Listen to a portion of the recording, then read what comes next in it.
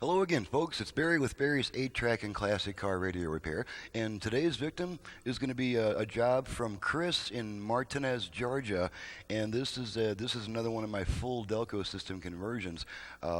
At this time, Barry's 8-Track Repair is the world's only shop to offer a full Delco system conversion, meaning that the 8-Track is also converted to work with a converted radio for best possible sound quality. Just a basic rundown of what I do on this thing. This is the 8-Track, the separate 8-Track, and all the original connectors are removed so that we can get maximum output power, not running into a common ground speaker system. It's best that all the speakers are fully isolated from each other.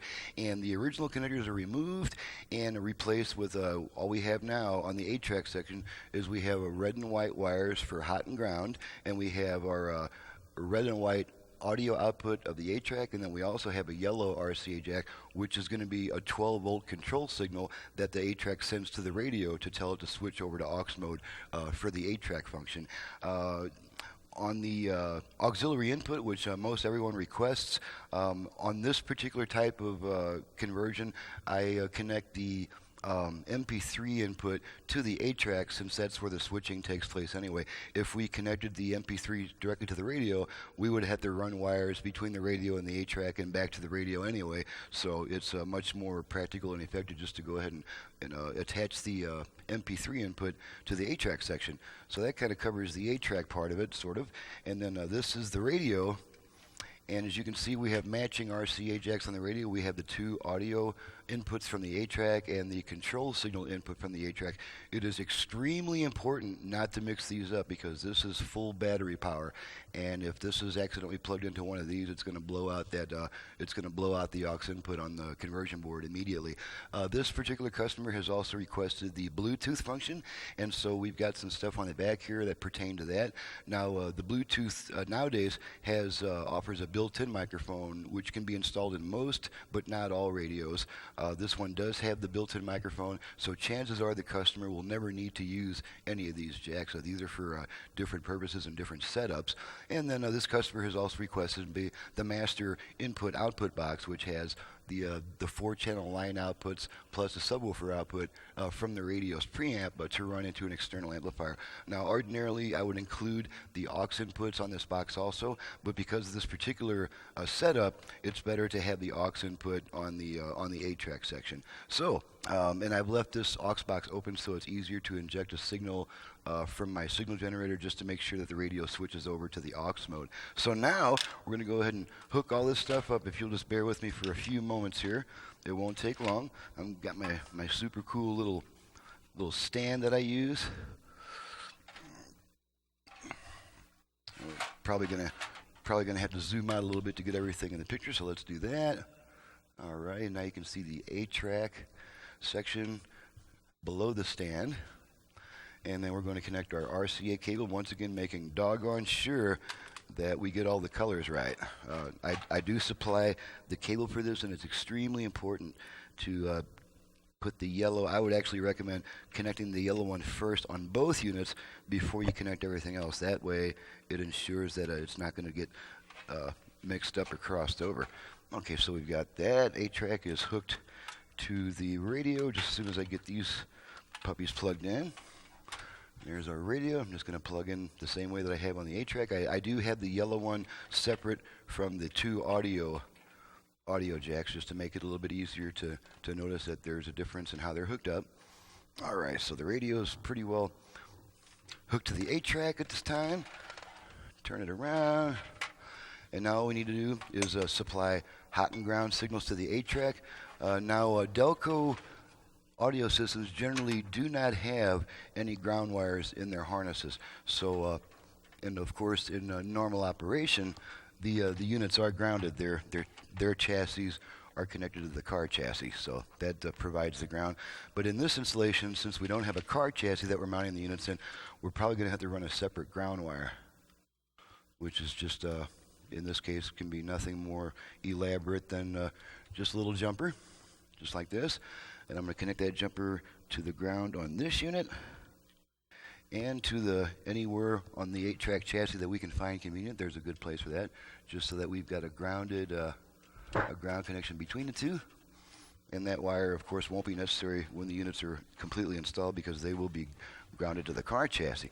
Okay, now the last thing is to just connect our power and speaker connector for the converted radio into my little bench setup, which is already pre-wired to the speakers and power supplies and all that cool stuff.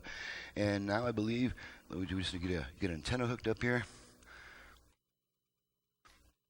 And I think my antenna plug has one more test left in it before I have to replace it. It's beginning to fall apart. So there we go. There's our antenna hooked up. Okay, double check, make sure there's no shorts or anything. Nothing is touching something it shouldn't be touching. Move this stuff back a little bit so we can see it better. Maybe even be able to zoom in a little bit closer once I have I guess we can't zoom in much closer than that. Alrighty, so now we're going to get the power going here. And we're going to go ahead and turn the radio on. Okay, turn the radio on. Okay, and you can see the FM stereo indicator lighting up. Let's make sure the dial light works. You can see that dial light flashing on and off to my command. Okay, and we are currently set to FM stations, and the customer wanted to make double sure that I fixed the flip dial feature. So let's zoom in real quick and make sure that that dial flips over when we switch between AM and FM. Okay, you can see the dial flipping over. Barely. Alrighty, so we got that covered. And now let's just go ahead and run all the way across the dial and make sure we pick up a good 20 or so FM stations. Okay, just going to go to the end of the dial. Wonder if I can light that dial up a little better.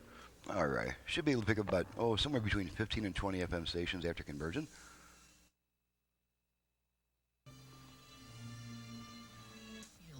You're with the world.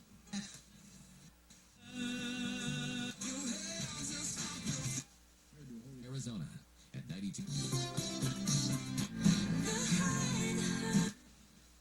Boston, Mass. Savor.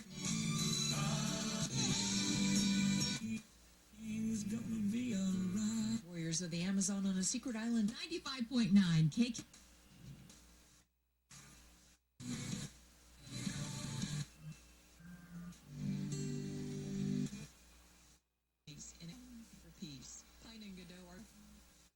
I got an 8-track. Northern Arizona's home. 322. That's 866. It's not. This Tuesday, the 4th of July. Tax service. I hope you're having a good. Right? You might just find yourself sleeping with the fishes. Okay, so I counted somewhere in the neighborhood of 22, 23 FM stations. Let's flip it over to AM, make sure it still receives on that band. Should get a station right about here. There's one. And then we got one more station towards the middle.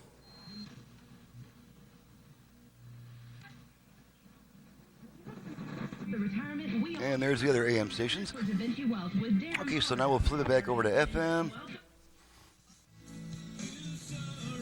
Okay, now we're going to demonstrate the virtual balance and fader functions.